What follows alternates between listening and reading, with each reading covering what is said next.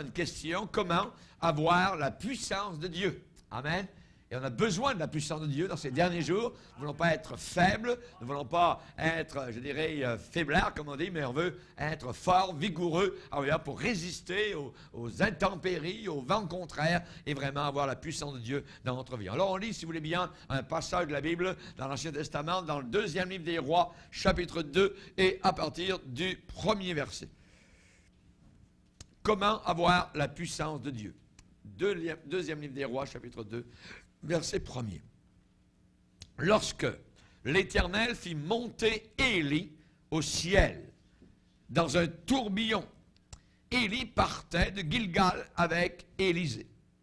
Élie dit à Élisée, « Reste ici, je te prie, car l'Éternel m'envoie jusqu'à Béthel. » Élisée répondit, « L'Éternel est vivant et ton âme est vivante. Je ne te quitterai point. » Et ils descendirent à Béthel. Les fils des prophètes qui étaient à Béthel sortirent vers Élisée et lui dirent, « Sais-tu que l'Éternel enlève aujourd'hui ton maître au-dessus de ta tête? » Et il répondit, « Je le sais aussi, taisez-vous. » Élie lui dit, « Élisée, reste ici, je te prie, car l'Éternel m'envoie à Jéricho. » Il répondit, « L'Éternel est vivant et ton âme est vivante. Je ne te quitterai point. » Et ils arrivèrent à Jéricho, la ville des palmiers. Les fils des prophètes qui étaient à Jéricho s'approchèrent d'Élisée et lui dirent, « Sais-tu que l'Éternel enlève aujourd'hui ton maître au-dessus de ta tête? » Et il répondit, « Je le sais aussi, taisez-vous. » Élie lui dit, « Reste ici, je te prie, car l'Éternel m'envoie au Jourdain. » Il répondit, « L'Éternel est vivant et ton âme est vivante. Je ne te quitterai point. » Et ils poursuivirent tous deux leur chemin. 50 hommes d'entre les fils des prophètes arrivèrent et s'arrêtèrent à distance vis-à-vis. Et eux deux s'arrêtèrent au bord du Jourdain. Alors, Élie prit son manteau, le roula et en frappa les eaux qui se partagèrent ça et là. Et ils passèrent tous deux à sec. Lorsqu'ils eurent passé, Élie dit à Élisée, « Demande ce que tu veux que je fasse pour toi avant que je sois enlevé d'avec toi. » Élisée répondit, « Qu'il y ait sur moi, je te prie, une double portion de ton esprit. » Et Élie dit, « Tu demandes une chose difficile, mais si tu me vois pendant que je serai enlevé d'avec toi, cela t'arrivera ainsi, sinon cela n'arrivera pas. » Comme il continuait à marcher en parlant, voici un char de feu et des chevaux de feu les séparèrent l'un de l'autre. Et Élie monta au ciel dans un tourbillon. Élisée regardait et criait, mon père, char d'Israël, et sa cavalerie. » Et il ne le vit plus. Saisissant alors ses vêtements, il les déchira en 2 morceaux. Il releva le manteau qu'Élie avait laissé tomber. Puis il retourna et s'arrêta au bord du Jourdain. Il prit le manteau qu'Élie avait laissé tomber. Et il en frappa les eaux et dit, « Où est l'Éternel, le Dieu d'Élie? » Et lui aussi, il frappa les eaux qui se partagèrent ça et là. Et Élisée passa. Amen. Seigneur, nous te bénissons, nous te glorifions. Quel merveilleux récit. Ta parole, Seigneur, est poussée, elle est supportée, elle est véhiculée par la puissance du Saint-Esprit. Elle est lumière, elle est force, elle est vie, elle est guérison, elle est renouvellement de nos pensées, Seigneur. Oh, gloire à toi. Ta parole court avec la vitesse du vent, Seigneur. Nous te glorifions et te bénissons pour cette parole qui nous arrive ce soir par le Saint-Esprit. Nous ne sommes pas venus entendre un homme. Nous sommes venus t'écouter, t'entendre, Seigneur. Veuille bénir ce pauvre vase, Seigneur, au travers duquel tu vas parler à nos cœurs pour nous fortifier, nous encourager dans ces derniers jours difficiles, ces derniers jours de corruption, ces derniers jours de perversion, Seigneur. Cette terre où te prions que nous puissions être courageux, être forts et avoir la puissance que tu désires déployer dans nos cœurs et dans nos vies personnelles. Veuille bénir ce soir l'âme la plus défaite, la plus découragée, la plus meurtrie, Seigneur, car tu es le Dieu du réconfort, tu es le Dieu du relèvement, tu es le Dieu de la guérison, tu es le Dieu de l'espoir, de l'espérance vivante.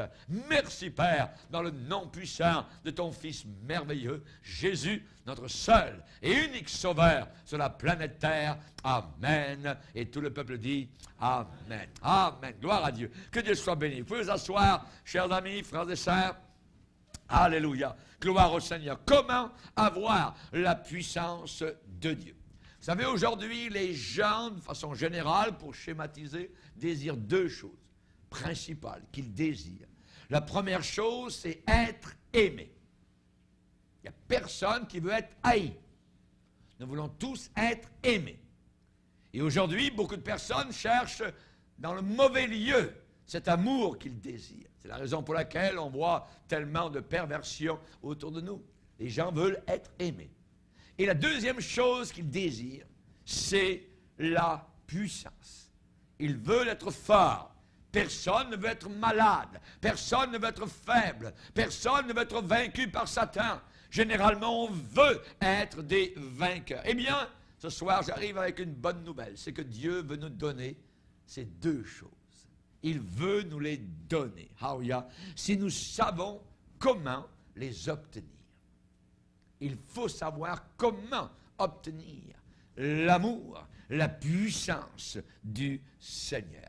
La Bible est remplie d'un bord à l'autre de la Genèse de l'Apocalypse d'exemples pour que nous puissions comprendre comment obtenir spécialement la puissance et l'amour de Dieu. Par exemple, Jean l'apôtre bien-aimé qui a posé sa tête un jour sur la poitrine de Jésus. Alléluia. Eh bien, l'apôtre Jean a écrit en disant dans sa première épître, « Jeunes gens, vous êtes forts. » Pourquoi?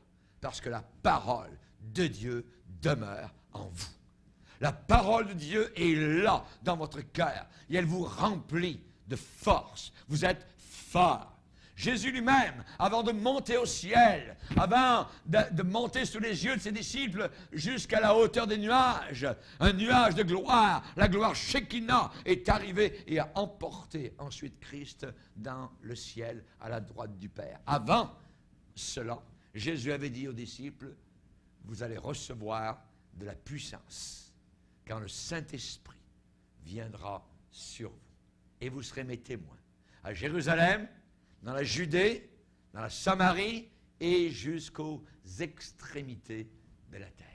Vous recevrez de la puissance. Ça veut dire vous ne l'avez pas, mais vous allez la recevoir. Alors ne partez pas tout de suite. Attendez de recevoir la puissance du Saint-Esprit.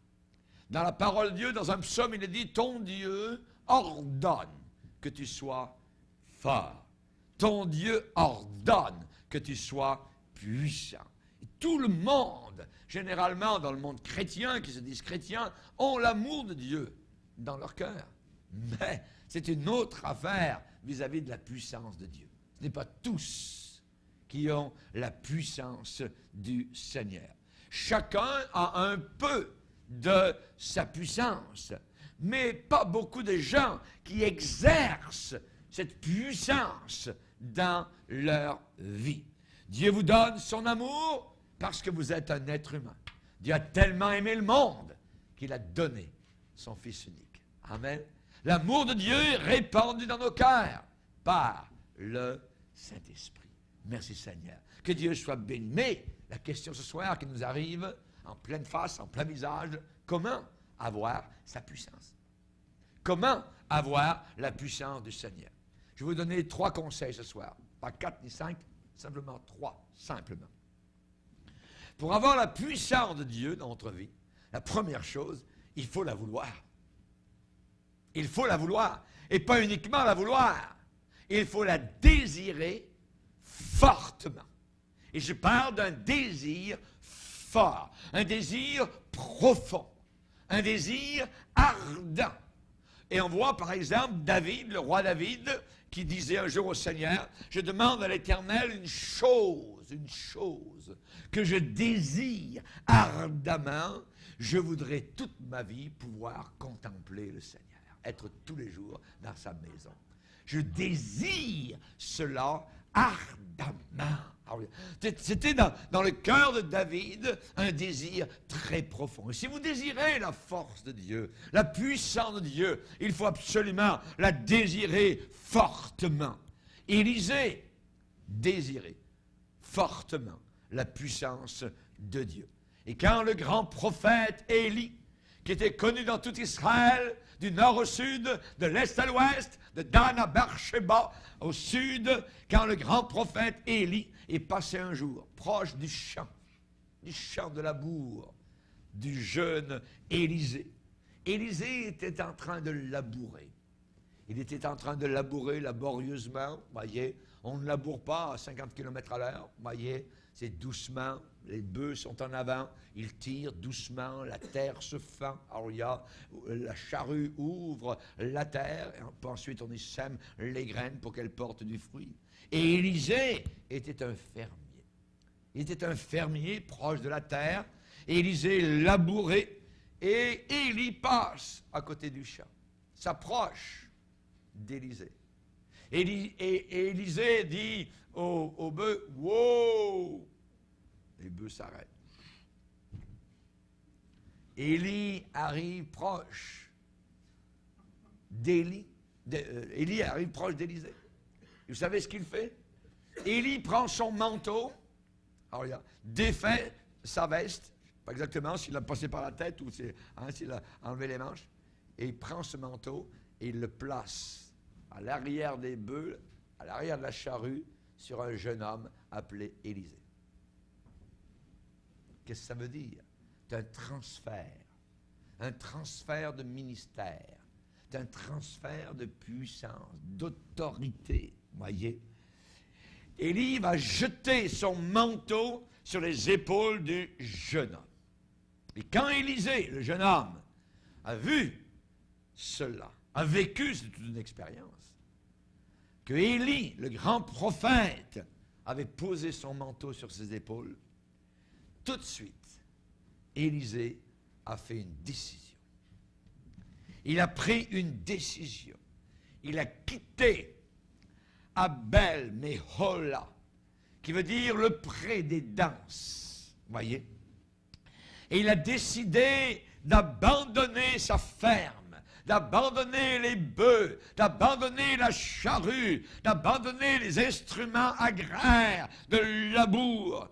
Et il a fait une grande fête pour ses amis. Il a embrassé sa mère. Il a dit au revoir à son père, Shaphat, et il est sorti immédiatement et il a suivi Élie.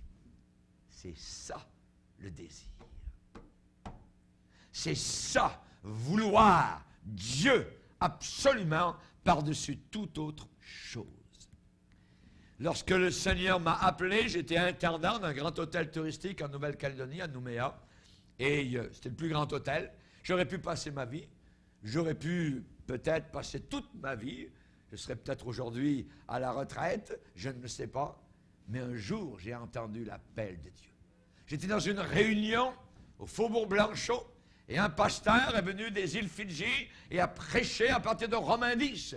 Comment y aura-t-il des prédicateurs s'ils ne sont pas appelés? Et comment les païens entendront-ils l'évangile s'il n'y a personne qui prêche? Et on aurait dit que tchouk, c'était comme si Dieu me parlait à moi, comme s'il n'y avait plus personne dans l'assemblée, comme si le Seigneur était en train de m'interpeller. À partir de ce moment-là, j'ai dit, Seigneur, je sais ce que je vais faire de ma vie. Je regarde aujourd'hui, 40 ans plus tard, et je dis, merci Seigneur. C'est merveilleux d'avoir ce sentiment d'avoir accompli la volonté de Dieu et de ne pas être passé à côté, voyez, de la volonté de Dieu. Les Français ont une expression de marcher à côté de ses pompes, voyez, c'est-à-dire de marcher à côté de ses souliers. C'est terrible quand, au bout d'un certain nombre d'années, vous vous rendez compte que c'est pas ça que Dieu voulait de votre vie, voyez. Mais c'est merveilleux le sentiment. Quand le directeur de l'hôtel, je suis allé le voir dans son bureau, et je lui ai dit, moi, je me prépare au ministère. Il m'a dit, vous voulez faire curé? J'ai dit, non, non, non, pas du tout. J'ai dit, non, je veux prêcher l'évangile du Seigneur. Le Seigneur m'a appelé, et je veux le suivre. J'ai quitté, il m'a dit, mais non, on va augmenter votre salaire, c'est très bien, on est heureux de vous, tout ça, vous êtes un très bon intendant dans notre hôtel, tout ça, il y a de la promotion. Je dis, non, merci beaucoup, je fais mes bagages, je m'en vais. Et je suis venu au Canada, et j'ai étudié la parole du Seigneur, après je suis allé à l'école biblique, tout ça, et le Seigneur m'a dirigé, il m'a appelé. C'est merveilleux d'avoir sur sa vie un appel, la main de Dieu sur votre vie. Élisée avait ce désir. Il voulait absolument la puissance de Dieu. Pensez-vous que Élie est passé un jour à côté de son champ et il a dit, tiens, il y a un jeune homme là, je vais aller là. Non, ce n'est pas par hasard. Avec Dieu, il n'y a pas de hasard. Avec Dieu, il y a une ligne de préparer. Il y a une ligne directrice. Le Seigneur a dit dans le psaume 32, verset 8, « Je te conseillerai, j'aurai le regard sur toi. Je vais te diriger, je vais te montrer. » Dieu a son regard sur chacun de ses enfants qui désirent faire sa volonté. Ce n'est pas tout le monde qui est appelé au ministère. D'autres peuvent être appelés dans le monde des business, dans le monde du travail, tout ça. Il n'y a pas de problème, voyez. Mais pour certains, ils sont appelés à servir le Seigneur comme prédicateurs. Comme prédicateur. Je prêchais ce genre de message dans un camp il y a environ 2 ans en Angleterre. Et environ un peu plus d'une semaine, j'ai appris, qu'au travers de ces prédications il y a 2 ans, eh bien, 2 personnes sont levées pour servir le Seigneur plein temps dans le ministère.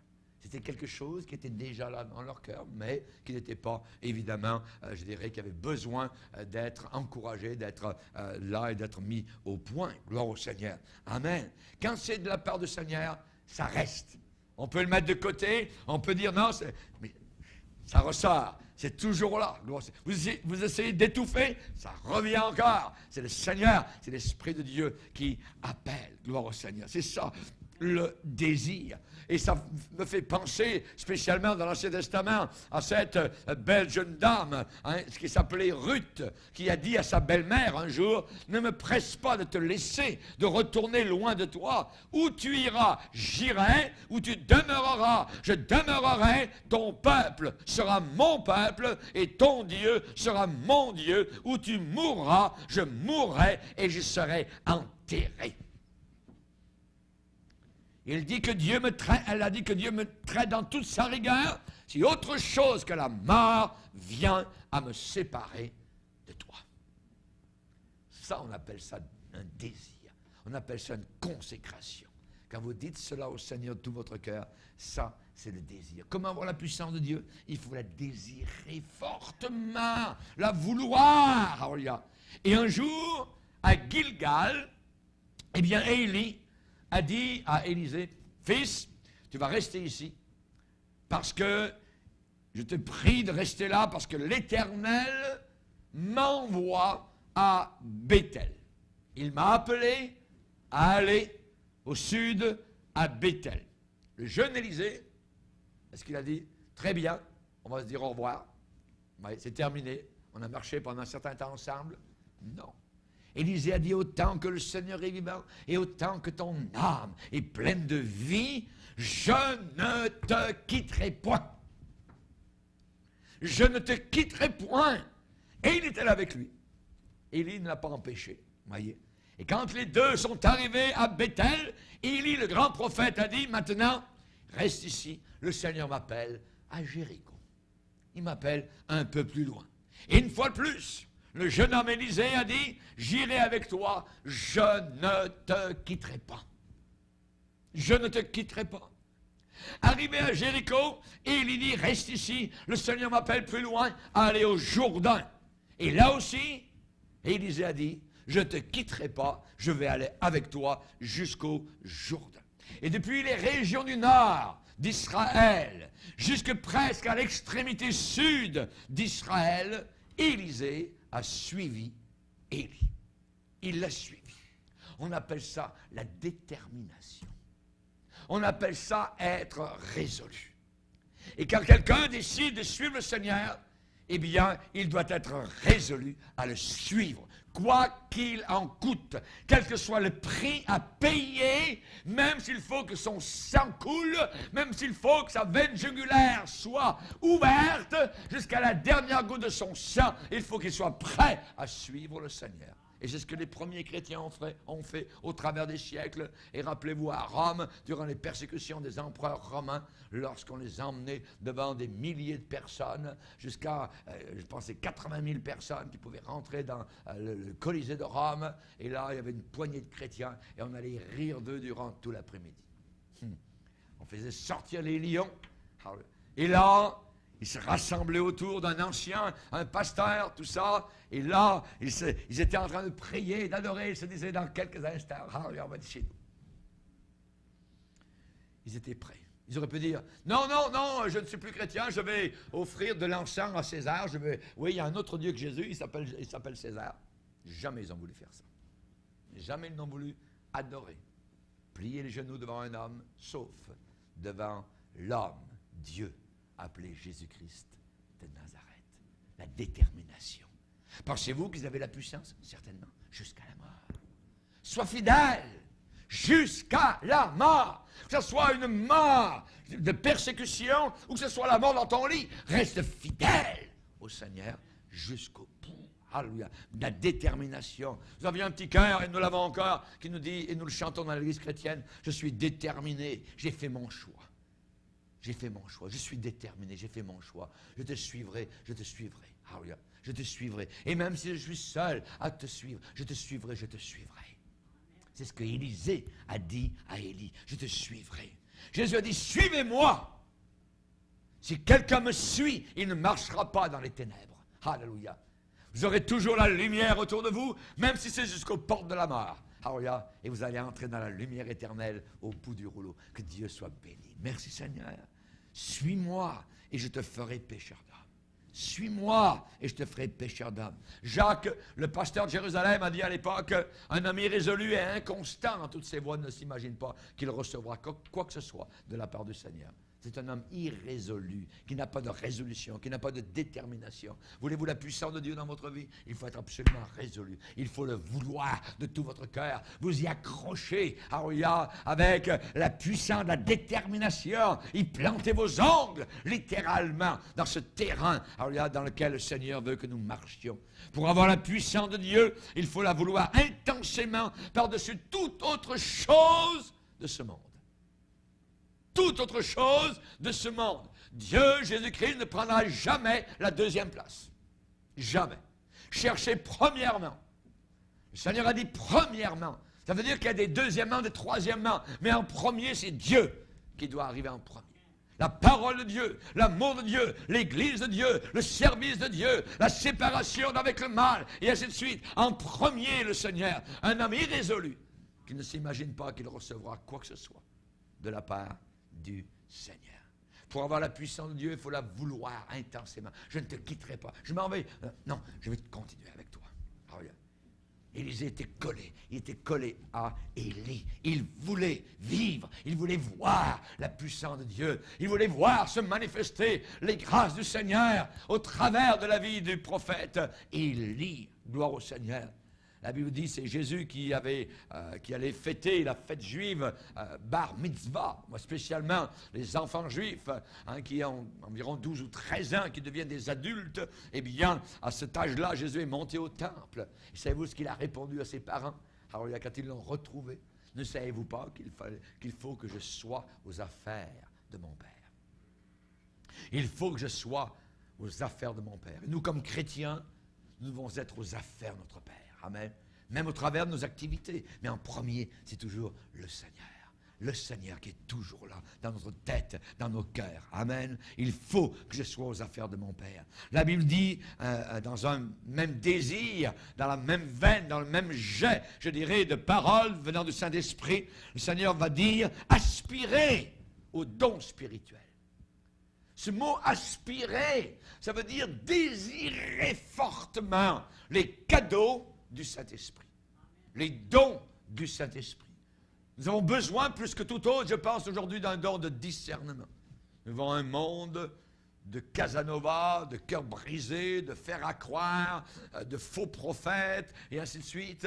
Et la parole de Dieu nous enseigne que cela va arriver à la fin des temps. L'apôtre Pierre a dit, de la même façon qu'il y a eu parmi le peuple d'Israël des faux prophètes, comme Balaam par exemple, eh bien il y aura de même, parmi vous les chrétiens, à la fin des temps, des faux docteurs qui introduiront des sectes pernicieuses, des hérésies, des faussetés, des fausses doctrines, et qui reniant le maître qui les a rachetés, reniant le maître qui les a rachetés, voyez, ça veut dire ils vont parler de Jésus, mais ils renient ce que Jésus enseigne, ce que Jésus a donné dans sa parole. Ils vont renier d'autres choses, une nouveauté, on a découvert ceci, cela, voyez, et c'est des faux prophètes. C'est-à-dire que ces gens-là tireront sur eux une ruine soudaine. Beaucoup vont les suivre dans leur dissolution. Et la voix de la vérité sera calomniée à cause d'eux. Par cupidité, par amour d'argent, ils trafiqueront de vous au moyen de paroles trompeuses, eux que menace depuis longtemps la condamnation et dont la ruine ne sommeille pas. Ce sont des paroles à nous rendre très sobres vis-à-vis donc de ces événements de la fin des temps. Amen. Gloire au Seigneur. C'est Paul qui a dit un jour à Timothée, tu as suivi de près mes résolutions. Mes résolutions. Alléluia. Nous devons être résolus plus que jamais. Voulons-nous la puissance de Dieu? Elle va nous garder. Alléluia.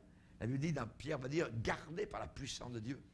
Si vous voulez être gardé par cette puissance, il faut la voir dans notre cœur. Amen.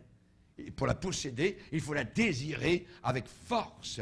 La Bible dit que vous cherchiez à posséder abondamment des dons spirituels pour que ce soit une édification pour tout le peuple du Seigneur. La désirer fortement. Voulez-vous la puissance de Dieu? 1. La désirer fortement. 2. Il faut se concentrer. Il faut se concentrer sur un but précis.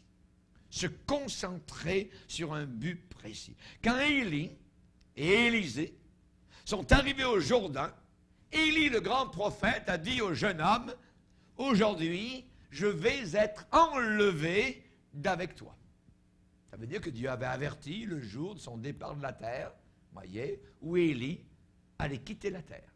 Non pas par la mort, comme tout le monde le font, mais par un enlèvement. Il allait passer de la vie à la vie. Il allait continuer à vivre, et il allait être enlevé. Et Dieu l'avait averti. Élie, aujourd'hui, je viens te chercher. Je viens te chercher comment? Avec un char de feu, avec des chevaux de feu. Dieu n'est pas à court d'idées. Il faut savoir comment nous enlever de la terre. Certains pensent qu'ils sont trop lourds pour être enlevés de la terre. Non, vous en faites pas. Dieu est capable de tenir au-dessus de la terre des nuages qui ont des milliards, des millions de kilos. Il est capable de nous enlever aussi lorsque l'enlèvement va avoir lieu. Mais là, nous voyons spécialement que Élie avertit Élisée, aujourd'hui je vais être enlevé d'avec toi. Dieu va m'emmener avec lui dans son ciel. Alors, tu ne me verras plus, et avant que tu ne me vois plus, demande ce que tu veux que je fasse pour toi avant que je parte. En parenthèse, on ne peut pas prier les morts, voyez, parce que les morts ne répondent plus une fois qu'ils sont partis. Nous avons toute une église qui nous a enseigné à prier les morts. La Bible dit que c'est une abomination, un contact avec les puissances d'occultisme, voyez. Mais Élie a dit à Élisée, demande ce que tu veux que je fasse pour toi avant que je parte. Pourquoi? Parce qu'après, je ne pourrai plus rien faire pour toi. Et pourtant, c'était, on va dire, un grand homme de Dieu, un saint, voyez. Et alors, Élisée était prêt. Il a dit, Élie, c'est ce que je veux. Je veux qu'il y ait sur ma vie le double de puissance que tu as eu pendant la tienne. Ça me fait penser à Jésus un jour qui s'est tourné et qui a dit, « Hey, je n'ai jamais vu une aussi grande foi en Israël que celle du centenier. » Qui a dit, « Seigneur, ce n'est pas la peine de venir chez moi à la maison pour mon serviteur qui est malade. Tu as juste à dire une parole là où tu es, ça va être obéi. » Et la même chose, la même foi, pleine d'assurance. Élie, je veux le double. Une portion double de ce que tu as, de ce que Dieu t'a donné sur ta vie pendant que tu as marché sur la terre. Qu'il y ait sur moi une double portion de ton esprit. Oh! Hey, fils, a dit Élie, tu as demandé beaucoup trop. Tu demandes une chose difficile. Qu'est-ce que ça veut dire? Ça veut dire que le chemin de l'onction, le chemin de la puissance est un chemin difficile. C'est un chemin où vous êtes renié, un chemin où vous êtes rejeté, un chemin où vous êtes jalousé, un chemin où les autres ne vous comprennent pas, un chemin difficile et ténébreux. Tu demandes une chose difficile. Il y a des jeunes pasteurs aujourd'hui, comme des jeunes managers, ils veulent la puissance de Dieu, ils veulent le bureau, la carte de crédit, ils veulent se balader autour de la terre dans des avions et avoir des folles devant eux qui disent « Oh, que ce jeune homme a de la puissance !» Il veut se faire adorer comme Hérode s'est fait adorer et il est mort sur place, rongé par les vers. L'orgueil. La vraie onction de Dieu, c'est une chose difficile. Il y a beaucoup de pleurs. Il y a beaucoup de misère, il y a beaucoup de difficultés, il y a beaucoup de solitude. Qu'il y ait sur moi, je te prie, une double portion de ton esprit. Tu demandes une chose difficile. Néanmoins, si tu me vois pendant que je serai enlevé d'avec toi, cela t'arrivera ainsi. Sinon, ça n'arrivera pas. Pensez-vous qu'à partir de là, Élisée avait les yeux sur Élie partout où il allait. Il ne voulait pas le quitter, parce qu'il voulait cette onction. Il voulait le double. Si tu me vois pendant que je serai enlevé, aujourd'hui, c'est aujourd'hui. À partir de là, il le regardait partout. Si tu me vois, voyez. Et c'est là le test, l'épreuve de la puissance de concentration. Avoir nos regards sur Jésus. La puissance de concentration. Ce monde est le contraire pour nous déconcentrer, pour attirer nos regards ici, attirer nos regards là, pour complètement qu'on oublie le Seigneur. Si vous voulez la puissance de Dieu, il faut absolument vous concentrer, être à votre affaire. Être à notre affaire. Alléluia. Gloire au Seigneur. Paul a dit, je fais une chose, pas deux, pas 20. Je fais une chose, oubliant ce qui est en arrière, je me précipite vers ce qui est en avant. Je cours, vers le but. Mes yeux fixés sur Jésus.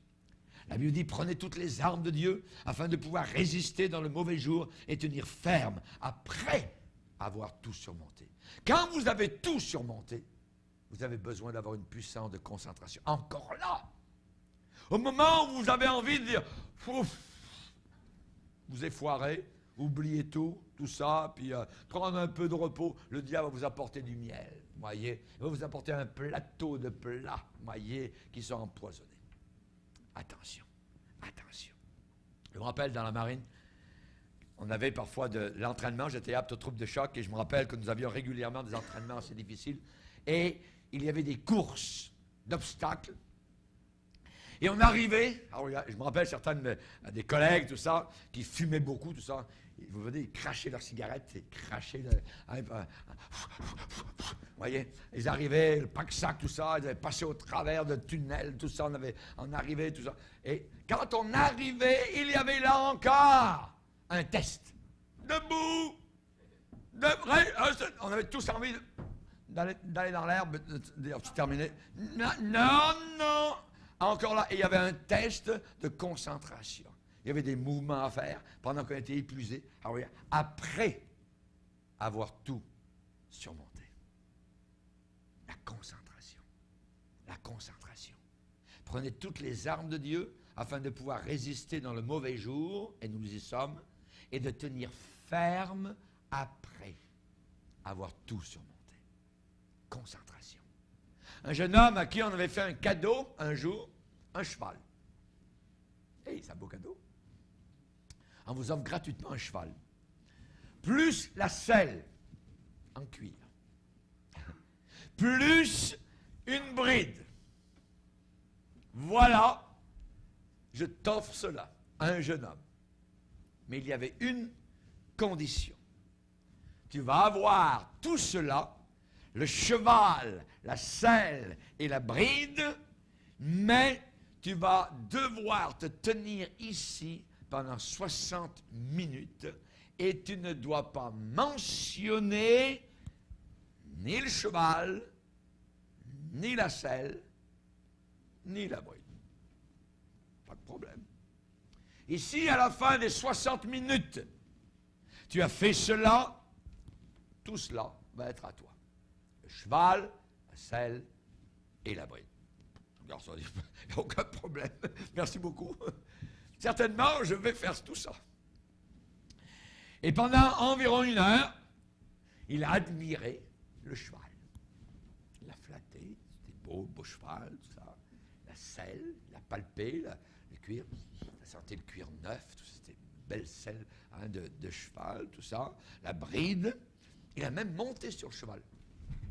Ah ouais, il monte sur le cheval. Il a fait marcher le cheval un petit peu. Marcher le cheval un tout petit peu, c'est merveilleux, il n'y a pas de problème, vous voyez. Et finalement, il est revenu, tout ça, et il est descendu du cheval, tout ça, commençait de nouveau à palper la selle avec ses doigts, tout ça, examiner la belle bride qui était devant, sur le museau donc du cheval, tout ça, et se disait en lui-même comme c'était merveilleux. Merveilleux, donc, d'avoir reçu en cadeau un cheval, une selle et une bride.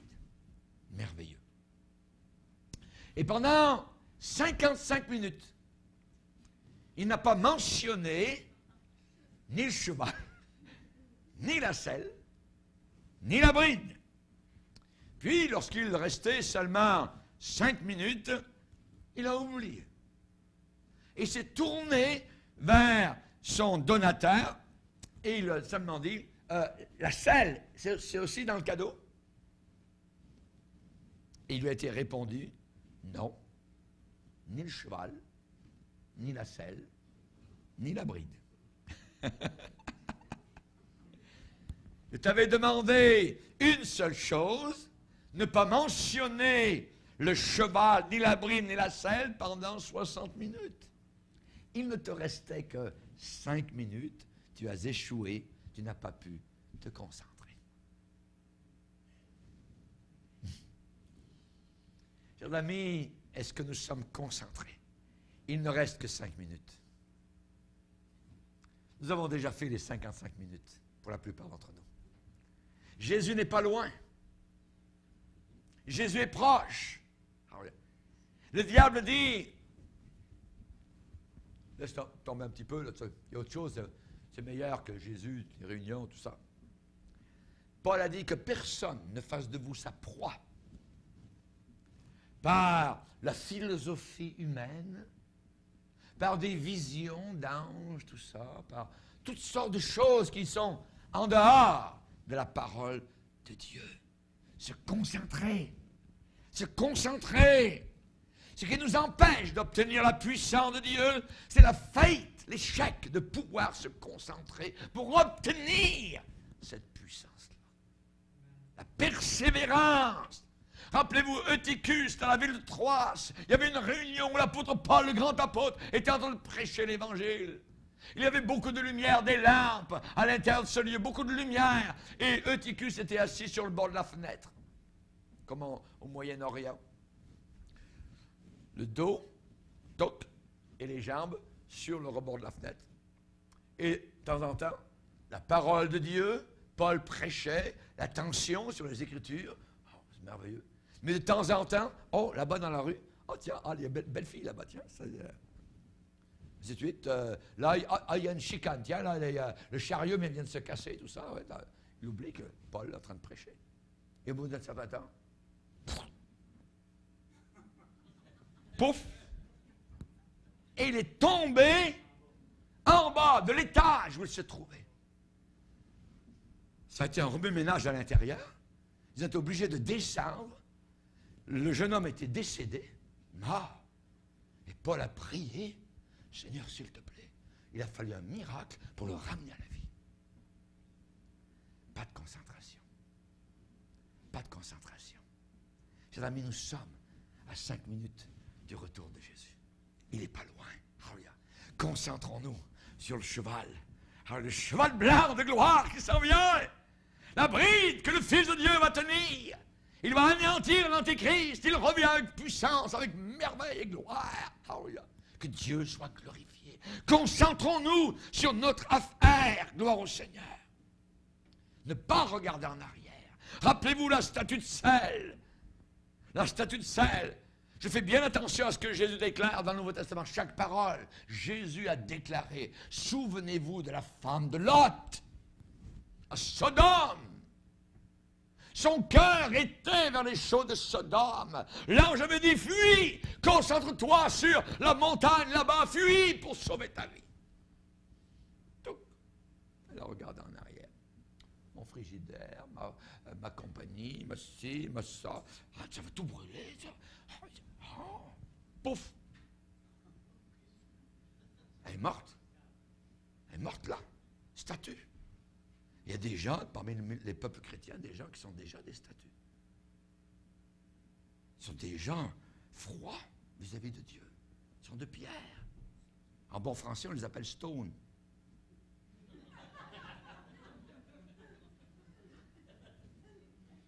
Ils sont complètement de pierre. Des statues. Il n'y a plus de vie en eux.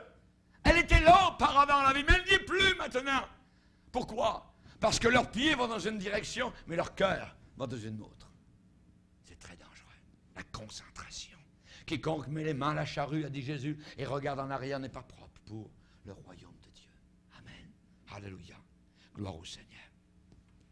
Et la troisième chose, si vous voulez la puissance de Dieu, il faut la vouloir pour la bonne cause.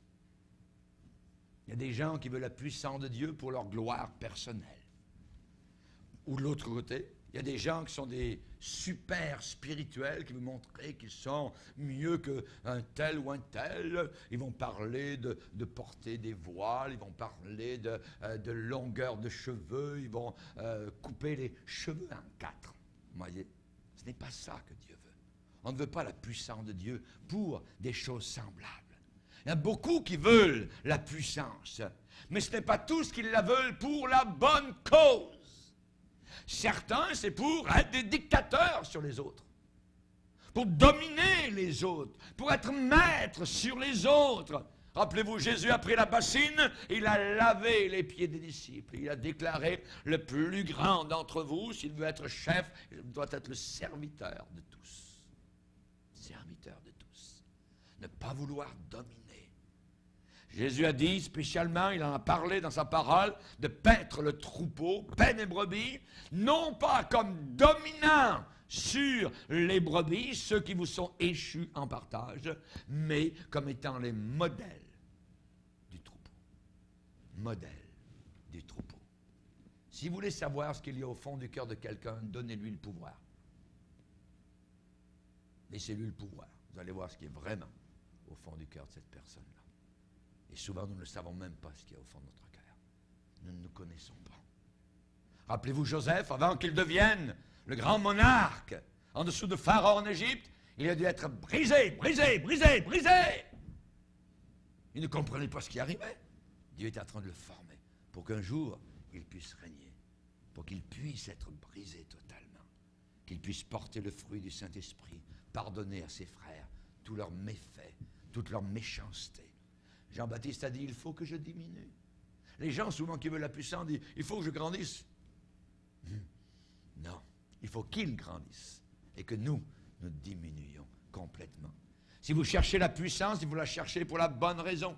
Et Élisée avait la bonne raison, voyez. Élisée voulait la puissance du prophète Élie pour faire en sorte que lorsque Élie serait rendu dans le ciel, eh bien, lui-même puisse continuer l'œuvre du prophète à la génération future, parler de Jésus. Autour de nous actuellement, il y a une génération qui ne connaît pas le Seigneur. Dans les églises, il y a de la jeunesse qui ne sont même pas sauvés. Ils ne connaissent pas Dieu. Ils ne connaissent pas, ils ne le prient pas, ils ne le veulent pas. Ils ne sont pas attirés, il n'y a aucune fin.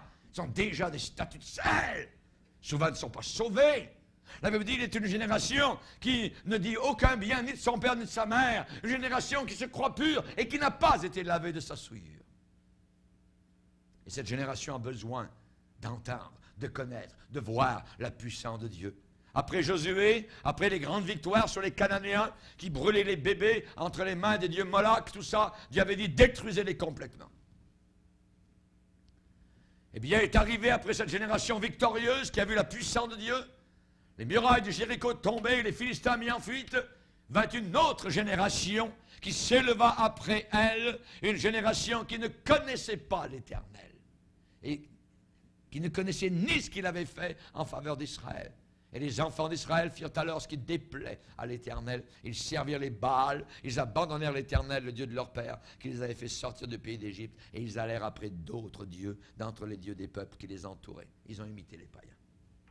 Aujourd'hui, souvent, l'Église, qu'on dit émergente, imite les païens autour de nous. Ils veulent des foules, c'est tout. Ils ne veulent pas des gens sauvés, ils veulent des foules, simplement. Voyez. Ils veulent de la puissance pour qu'on les admire. Ils ne veulent pas qu'on admire Jésus. Ils veulent qu'on les admire, que leur nom soit connu comme étant de grands hommes, de grands managers. Ouais. Non, non. Élie était un grand homme, il avait un esprit enflammé, il haïssait le péché, l'idolâtrie, et Élisée voulait la puissance de Dieu telle que Élie l'avait eu auparavant. Il la voulait pour un bon but, pour continuer l'œuvre de Dieu. Et ce jour-là, quand Élie a été transporté au ciel, le manteau d'Élie est tombé au sol. Et Élisée, quand il n'a plus vu son maître, a pris ce manteau. Ah oui, l'a roulé de nouveau et est retourné vers le Jourdain. Le Jourdain a été retourné, l'eau coulée. Il a dit, où est le Dieu d'Élie? Il a pris le manteau, il a fait le même geste que son maître. Il a frappé les eaux et de nouveau les eaux sont ouvertes. Et même miracle était là. Il fallait les vouloir. Et Dieu, au travers du rapport biblique, nous voyons que Élisée a fait environ le double de miracles que Élie. Que Dieu soit glorifié. Que Dieu nous aide. Dieu est encore là. Dieu est puissant. Jésus pourrait apparaître ce soir-là. Il est là, au milieu de nous. Il est vivant. Et que Dieu soit béni. Demandons-lui, cherchons-le, nettoyons nos lampes, nettoyons nos esprits, nos cœurs et nos âmes. Et le Seigneur saura se glorifier. Seigneur, nous venons devant toi. Nous venons à ta présence, Seigneur. Nous venons, Seigneur, au nom de ton Fils Jésus de Nazareth. Nous venons contre le péché, contre la maladie, contre la peur, contre les craintes, contre les démons. Nous venons contre le manque de puissance. Et nous te disons, accorde le salut, accorde la délivrance, Seigneur. Alléluia. Oh mon Dieu, nous voulons encore vaincre les Goliaths de ce monde. Nous voulons encore voir les Jérichos imprenables s'écrouler sous nos regards. Nous voulons voir les Philistins s'enfuir. Il y a une jeunesse à oindre. Il y a une vieillesse qui a besoin de connaître le salut véritable. Aide-nous à nous lever devant les pharaons de ce monde, comme Moïse l'a fait avec la verge de Dieu. Et les Janesses et les Jambresses seront vaincus. Aide-nous à chasser les démons, les puissances diaboliques, Seigneur. Oui, nous voulons être résolus. Tu as dit à tes résolutions répondra le succès. Grandes furent les résolutions du cœur. Merci, Seigneur. Oh mon Dieu, aide-nous à ne pas être, Seigneur, attirés par ce monde. Nous voulons être concentrés. Nous ne voulons pas être comme la femme de Lot. Nous ne voulons pas être comme le jeune homme à Troas, Seigneur. Nous voulons, Seigneur, être comme ces hommes qui ont été jusqu'au bout, concentrés sur le but, remplis du Saint-Esprit. Merci, Seigneur, au nom de Jésus. Amen. Amen.